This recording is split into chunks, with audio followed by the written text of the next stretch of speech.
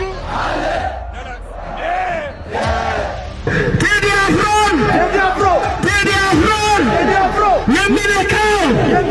የሚነካው አሁንም ሰካኝ ብሎ ያስተካከል የሚገባ ከሆነ ያስተካከል፣ የማያስተካከል ከሆነ ግን አብይ ግዙፍ የሆነ ሰላማዊ ሰልፍ በመላው ኢትዮጵያ ላይ እንደ ቴዲ አፍሮ ያሉ አርቲስቶች ስራቸው ቢዘረፍ ወይም ቢታገድ እንኳን የሚያመነጨው ምንጭ አእምሯቸው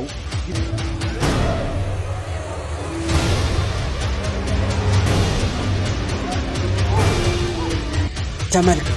አገዛዙ በሞርተር የመታው ቤተክርስቲያን ቴዲ አፍሮን እንደሚገለውና ስም ዝርዝር ውስጥ በጥንቆላ መጽሐፉ አስቀምጦት እንደነበር እስቲ አንድ ጊዜ አጠገብ ያለው ነካ አድርገውና ጮክ ብለ ዳስ አልጥልም በለው እስቲ አጠገብ ያለው። ሰላም ጤና ይስጥልኝ። ውድ ተከብራችሁ የንቁሆን ሚዲያ ኦፊሰሮች እንደምን አላችሁ? እንደምስቀያችሁ ያለው እግዚአብሔር ይመስገን። ያላችሁበት ሰላም ክርስቶስ ይብዛላችሁ። ትራችሁ ውርሻችን ዛሬም በድጋሚ በአርቲስት ቴዲ አፍሮ ጉዳይ ተመልሼ መጥቻለሁ። በአሜሪካ እንዲሁም በለንደን በቴዲ ጉዳይ ሰልፍ ተካሂዷል። ቴዲና ትንኩብን እያሉ ይገኛሉ። ቪዲዮን ማሳያችሁ ይሆናል። በአዲስ አበባ ፒያሳ 6 ኪሎ አካባቢ የሆነ ዋካባ አይነት ቪዲዮ አለ። ይህን መረጃ አስደምጣችኋለሁ።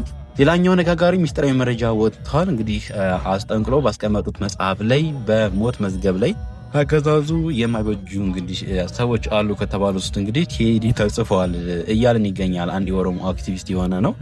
በጣም የሚገርም አሳዛኝ መረጃ ነው እየወጣ ያለው። እንግዲህ እግዚአብሔር ጠብቀው ወንድማችን ቴዲ መረጃ ማስደምጣችኋለሁ። በጥንቁልና መጽሐፍ ውስጥ ነው እንግዲህ ተጻፈ ተንግሯ እየተባለ ያለው ማለት ነው። ሌላኛው መረጃችን እንግዲህ ቤተክርስቲያን በወሎ ውስጥ በድሮን እየተመቱ ነው ያለው ማለት ነው። ኦርቶዶክሳውያንና በተቻለ መጠን በቃችሁ ለቅዱስ ቤተክርስቲያን እነዚህ ያሉ መረጃዎችን ስታዩ ድምጽ እንሁን ማለት ወዳለው መረጃውን ማሳያቸውና በዚህ ሰዓት እንግዲህ እየወጡ ያሉ መረጃዎች በጣም እጅግ የሚያሳዝኑ ነገር ናቸው። በቴዲ ዙሪያ ማለት ነው። ቪዲዮን አሳያቸዋለሁ። ከዚህ ቪዲዮ እንጀምር። በትናንትናው ዕለት እንግዲህ በቲኤምሲ ያለው አብጉዳ ስቱዲዮ መዘረፉን አስመልክቶ አንድ ወንድማችን ቪዲዮ ሰርቶ እውነት በጣም የሚገርም ነገር ነው። እስኪ ከዚህ ቪዲዮ እንጀምር። የአንድ የጥበብ ሰው ኃይል በእጁ ያለው መሳሪያ ወይም በውጭ የሚታየው ነገር አይደለም። ትልቁ ኃይል በውስጡ የሚፈሰው የሀሳብ ጅረት ነው። እንደ ቴዲ አፍሮ ያሉ አርቲስቶች ስራቸው ቢዘረፍ ወይም ቢታገድ እንኳን የሚያመነጨው ምንጭ አእምሯቸው ሊዘረፍ አይችልም።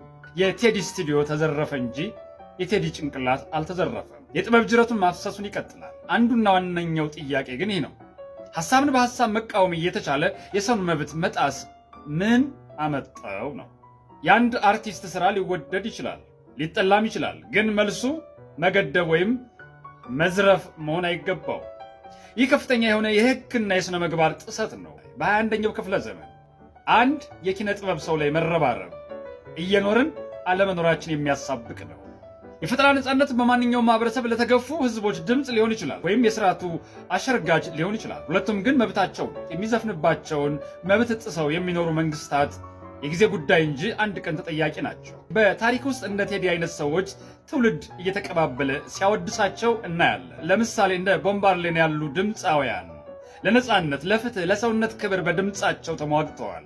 ዘፈናቸው ተከልክሎ ነበረ፣ ግፍ ተፈጽሞባቸውም ነበረ። ግን እውነት እንደ እሳት ነው፣ ሊጠፋ አይችልም። እንዲሁም ፌላ kuti በናይጄሪያ የፖለቲካ ግፍ በሙዚቃ ሲቃወም ብዙ ግፍ ተቀብሏል። ነገር ግን የእርሱ ሐሳብና መልእክት አልተዘረፈም። እነዚህ ሰዎች ያሳዩት ነገር አንድ ነው። ሐሳብ ከተነሳ በኋላ በኃይል መከልከል አይቻልም። ወደ ሀገራችን እንመለስ። ቴዲ አፍሮ እንደ አርቲስት ከሙዚቃ በላይ ማህበራዊና ፖለቲካዊ ጉዳዮችን የሚነካ ድምፃዊ ነው። ስራዎቹ ተከልክለው ያውቃሉ፣ ግን ማስቀረት አልተቻለም። እንዳይደመጡ ታግደው ያውቃሉ፣ ግን አልተሳካም። እንኳን ተራው ህዝብ የስርዓቱ ቀንደኛ ደጋፊዎች ቤታቸውን ዘግተው ያዳምጣሉ። ይሄ የሚያሳየው ጉዳይ አንድ ነው። ሰውን መገደብ በተመሳሳይ ጊዜ ሐሳብን መገደብ አይደለም። እውነታው ግን ይሄ ነው። አርቲስቱ በግፍ ሲገፋ ሐሳቡ ይጠነክራል። በስነ ምግባር ደረጃ ይህን ጉዳይ ስንመለከት የሚታየው ነገር ግልጽ ነው። ሐሳብን በኃይል መቃወም የደካሞች ምልክት ነው። በመጨረሻም የፈጠራ ሰው ሐሳብ ሊዘረፍ አይችልም። ስራው ሊወሰድ ይችላል፣ ሊታገድ ይችላል፣ ሊጠፋም ይችላል።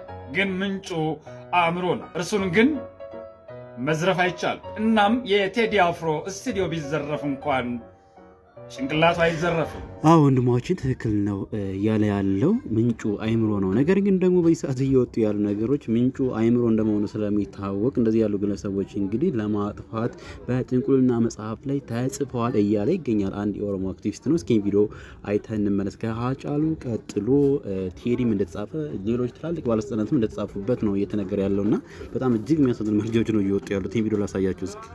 ቴዲ አፍሮን እንደሚገለውና አብይ አህመድ ከሚገላቸው ሰዎች ስም ዝርዝር ውስጥ በጥንቆላ መጽሐፉ አስቀምጦት እንደነበር መረጃው ሲወጣ ስሙት በደንብ። ዝርዝር አውጥቶ መገደል አለባቸው ብሎ የያዘ የሞት መዝገብ ነበር። 42 ሰዎች ሊስቱ ላይ ነው።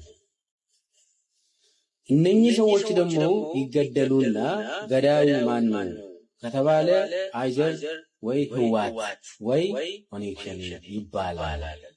የሚገደሉ ሰዎች ስም ዝርዝር ውስጥ አጫንጫ የጀዋር ስም ነበር። የሚገርማችሁ የቴዲ ስም ነበር።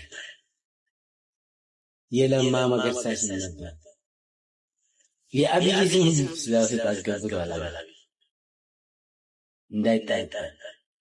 ይህንን የሰማሁት ከሽመልስ አብዲሳ ራሱ ሽመልስ የቤተ መንግስት ጽሕፈት ቤት ኃላፊ የአብይ ኦኬ ጋይስ መረጃው እንደሰማችሁት ነው። እንደ ቀልድ እንዳታዩት እያወሩ ያሉት ዶክተር ሚልኬሳ ናቸው። እንግዲህ ከመከራቸው በፊት ከመሸሻቸው በፊት በኦሮሚያ ክልል መንግስትና እንዲሁም በፌዴራል መንግስት ውስጥ ካሉት አስፈላጊ ባለስልጣናት አንዱ ነበሩ። እንግዲህ ከነ ሽመልስ አብዲሳና ከአብይ አህመድ ጋር የቅርብ ሰው እንደሆኑ ይታወቃል ማለት ነው። እና እንደዚህ ያሉ መረጃዎች እያወጡ ይገኛሉ ዶክተር ሚልኬሳ። ተመልከቱ፣ አገዛዙ በሞርተር የመታው ቤተ ክርስቲያን። እስኪ ሙስሊሞችና ክርስቲያኖች ላይክ፣ ሼር፣ ኮፕሊንግ፣ ሪፖስት አድርጉ። ብችሉ ስክሪናችሁን ጫና አድርጉና የሚመጣላችሁን ሰንድ የሚለውን በሙሉ አጥፉት። ይህ የምትመለከቱት በሰሜን ወሎ ራያ ቆቦ ላይ አገዛዙ በሞርተር የመታው ቤተ እምነት ቤተ ክርስቲያን ነው። ነገር ግን ሁላችንም መተባበር አለብን። ምክንያቱም ቤተ እምነት ነዋ። ሙስሊምና ክርስቲያኖች እንደዚህ አይነት ድርጊቶችን ለዓለም አቀፉ ማህበረሰብ ላይክ፣ ሼር፣ ኮፕሊንግ፣ ሪፖስት እያደረግን እናድርሳቸው። ይህ ነው አገዛዙ። ድሮን አለው፣ ታንክም አለው፣ ሞርተርም አለው። ታዲያ ባለ ጊዜ ሆኖ እንደዚህ ቤተ እምነቶቹን ያቃጥላል፣ አው ይደበድባቸዋል።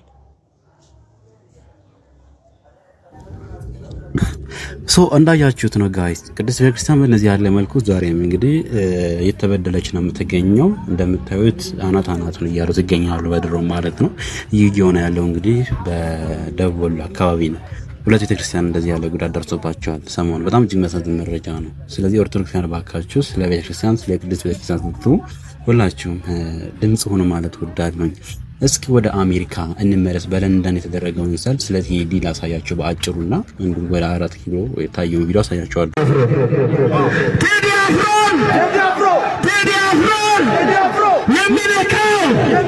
የሚነካው የአማራን ሕዝብ፣ የኢትዮጵያን ሕዝብ፣ የአዲስ አበባን ሕዝብ እንደነካ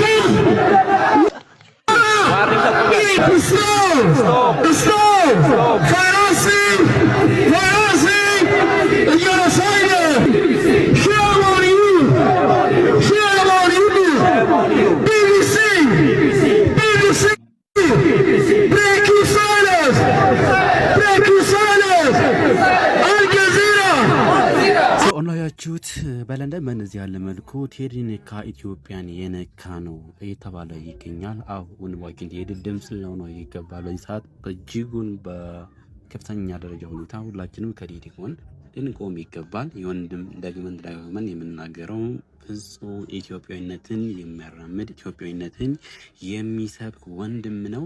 ለሰላም ነው የሚቆመው። ራሱን መስዋዕት አድርጎ በሰላም መኖር እየቻለ ነገር ግን ራሱን መስዋዕት አድርጎ ለሕዝብ ድምጽ የሆነ ድንቅ ወጣት ድንቅ አርቲስት ስለሆነ ድምጽ ልናወራው ይገባል ብዬ አስባለሁ። ውድ ኢትዮጵያውያን ማለት ነው። ወደ አዲስ አበባ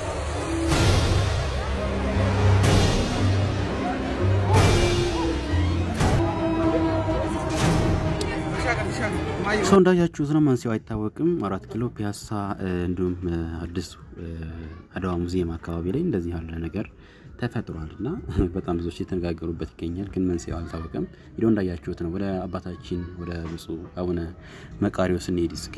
ይህም መልእክት አስተላልፈዋል። ግዙፍ ሰልፍ እንጠራለን ብለዋል።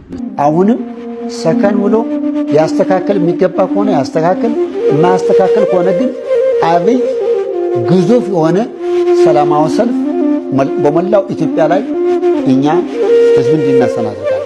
በእንዲህ አይነት አካሄድ በእንዲህ አይነት አቅጣጫ የሚሄዱ ከእንግዲህ አንደበደብም፣ ከእንግዲህ አንቆስልም፣ ከእንግዲህ አንታሰርም። ይሄ መቆም አለበት። እቺ ሀገር የማንንም ሀገር አይደለችም፣ የኢትዮጵያ ሀገር ናት። ማንም ሊያፈርሳት አይችልም። አንዱ መጣል አንዱ መውዳት አይደለም። ሁሉ በዚች ሀገር ላይ እኩል ሰዎች ነን። መንግስትም እናስከብር እኛ ነን፣ ሰላም እናስመጣ እኛ ነን። ግን ጥይት ለኛ ሊተኮስብን አይገባም። በቴዲ አፍሮ ዙሪያ እየተደረጉ ያሉ ነገሮች አሉ። እኛ ዝም ባለን ቁጥር ቴዲ አፍሮ ላይ የሆነ ነገር መፈጠሩ አይቀርም። እኔ ደግሞ በግሌ የቴዲ አፍሮ መጥፎ ነገር ከምሰማ ብሞት እመርጣለሁ።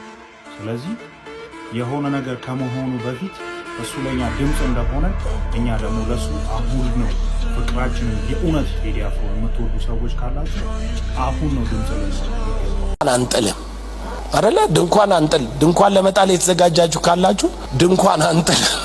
እኛ ታላቅ ሀገር ይኖረን። እኔ እንደ ድሮ እንዲኖርም አልፈልግም። እኔ አሁን ቴዲ አፍሮ ዘፈን ለቀቀ። ይሄ የለቀቀው ዘፈን ላይ አስተሳሰባዊ ዓለም የሚያውቅ ሰው ቴዲ አፍሮ ከምን ሐሳብ ዘፈነ ብሎ ይጠይቃል። ኢትዮጵያ እንደ ትናንቱ ትናንት እንደኖር ነው እንኖር እንዴ? እንኖር ትናፍቃላችሁ? እኔ በበኩሌ አልፈዛ የቴዲ አፍሮ ያስተሳሰብ ውቅር ምን አይነት ስለሆነ ነው ይሄንን የዘፈነው ይላል። ቀጥሎ ቴዲ አፍሮ ምን ሐሳብ መናገር ስለፈለገ ነው ሐሳቡን በግጥም አድርጎ ምን አቺቭ ማድረግ ፈልጓል፣ ምንድነው ማድረግ የፈለገው፣ ምን ማምጣት ፈልጎ ነው ብሎ ይለያል። ከዛ በኋላ ደግሞ በዛ ሐሳብ ውስጥ ይሰማል።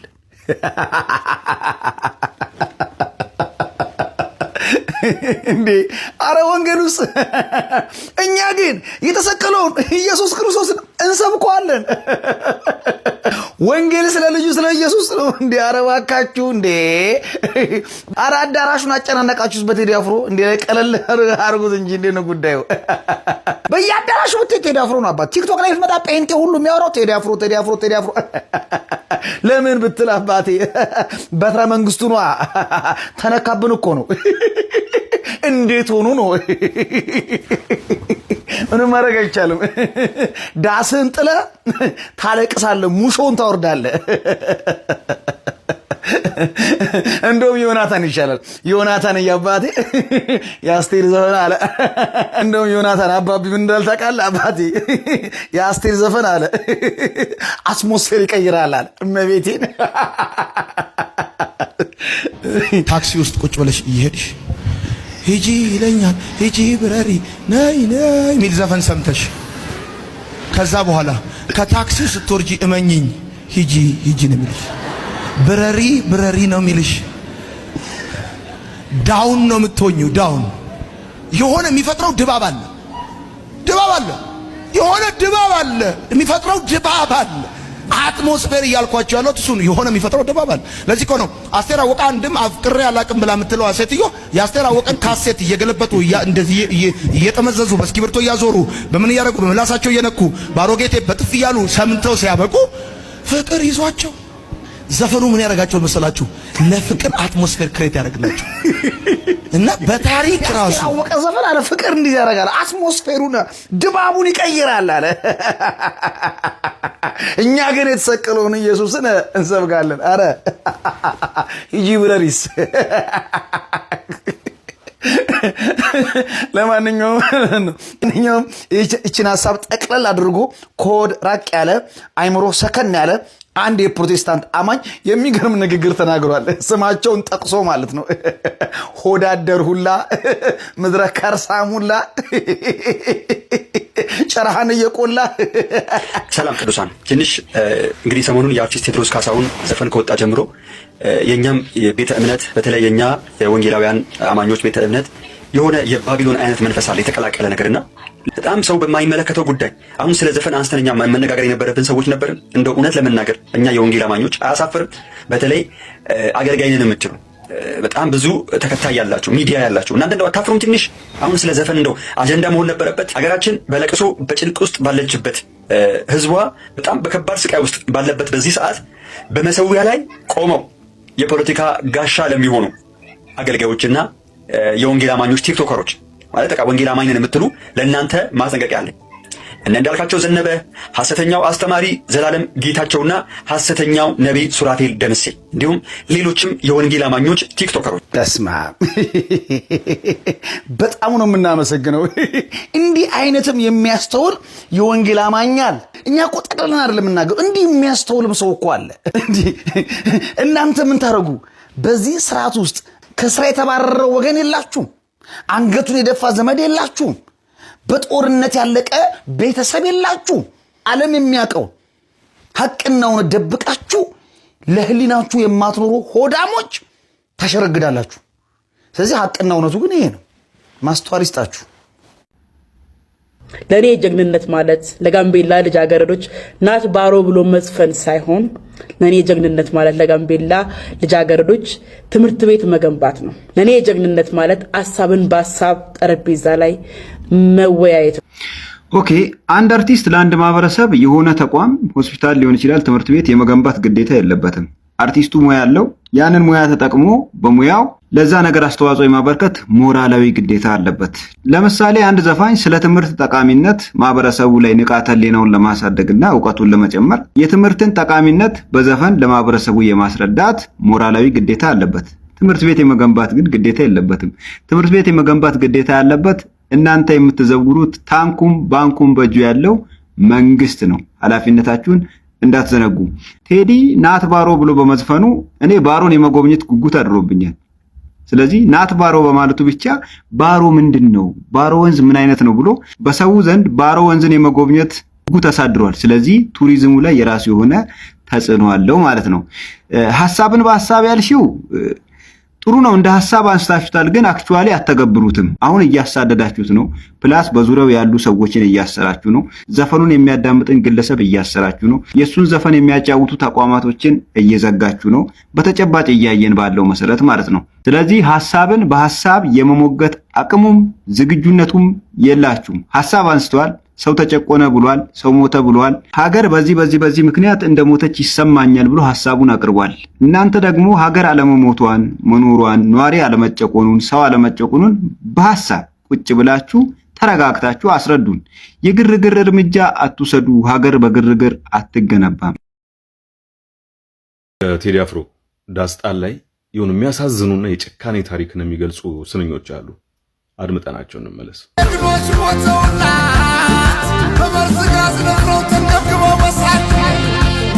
አደመጥነው አይደል? እነማን ናቸው እነዚህ በመርዝ ጋዝ የነፈሩት በእሳት የተንገበገቡትና የተለበለቡት እነማን ናቸው? የአበሻ ጀብዱ መጽሐፍ አለ በአዶልፍ ፓርለሳክ የተጻፈ በተጫኔ ጆብሬ መኮንን ወደ አማርኛ የተመለሰ ጥቂት አረፍተ ነገሮችን ከዛ ላንብብላችሁ።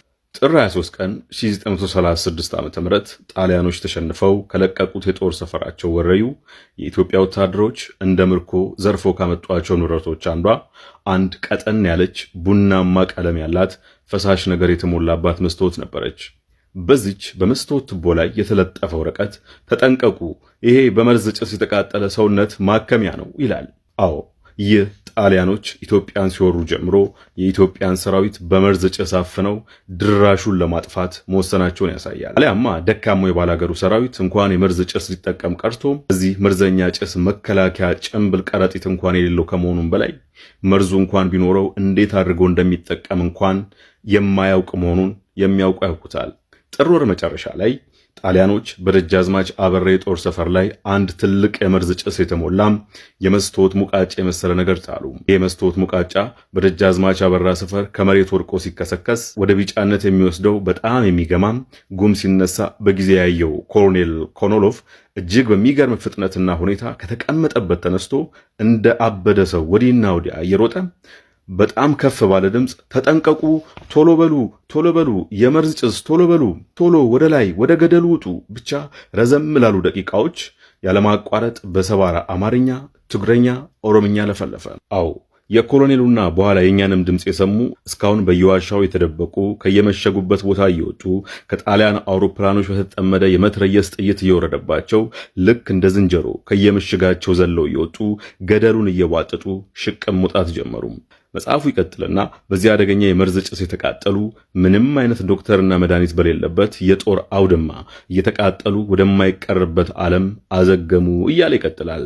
በቴዲ አገላለጽ በመርዝ ጋዝ እየነፈሩ እነን የመርዝ ጋዝ ለማምለጥ ደግሞ ወደ ገደል እየወጡ ሽቅብ እየወጡ ወደ ላይ እየወጡ ያለ በመትረየስ ነው ሲረፈርፏቸው የነበሩት። ይህ ከፍተኛ የሆነ የጭካኔ ድርጊት እንደሆነ እናውቀዋለን። የሁለተኛ ፋሽስት ጣሊያን ወረራ ማለት ነው። ስለዚህ በመርዝ ጋዝ የነፈሩት በእሳት የተንገበገቡት እነዚህን ለመግለጽ ነው። በነገራችን ላይ ይሄንን ተከትሎ ጣሊያን የደም ካሳ ከፍላለች ለኢትዮጵያ ወደ 30 ሚሊዮን አካባቢ ነው። ይህንን የአክሊሉ ማስታወሻ የአክሊሉ ሀብተወልድ ማስታወሻ ላይ ማግኘት ትችላላችሁ። በዛ 30 ሚሊዮን ብር ደግሞ የቆቃ ግድብ ተሰርቶበታል ማለት ነው።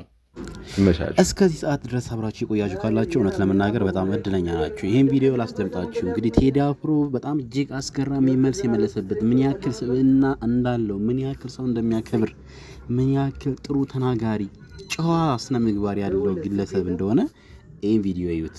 ፖሊስ ባለበት ሀገር በጋርድ ነው የምትንቀሳቀሰው ይባላል። ይህን ነገር እንዴት ነው የምታየው?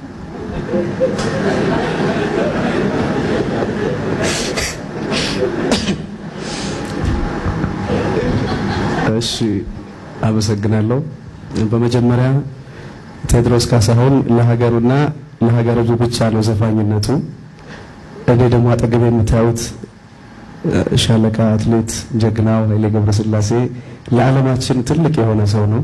ሌሎችም እንደዚህ ብዙ ኢትዮጵያውያን አሉ በኢትዮጵያዊነታቸው በዓለም ላይ ዝናቸው ትልቅ የሆነ።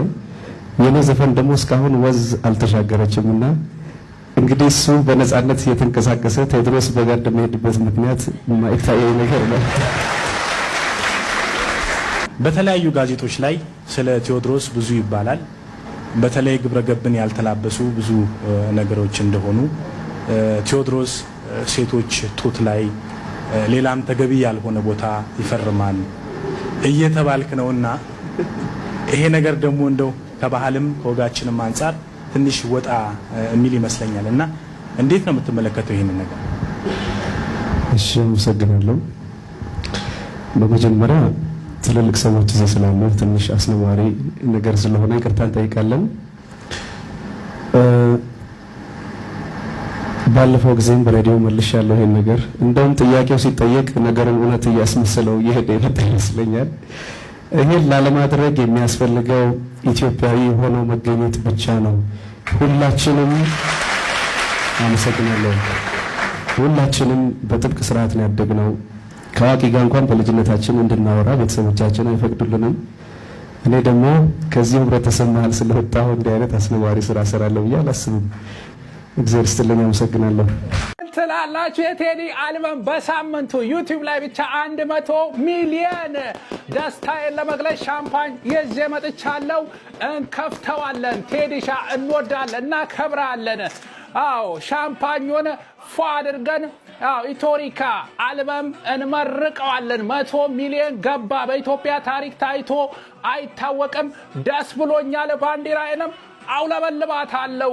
ከፍ አድርገው አባቴ። ያዘው እንግዲህ ያዘው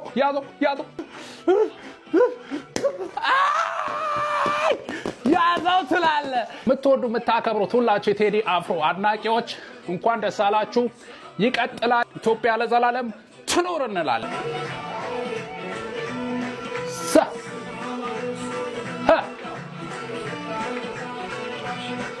አቤት አመሰግናለሁ። አቦ አሽሩካ ነኝ። እወዳችኋለሁ።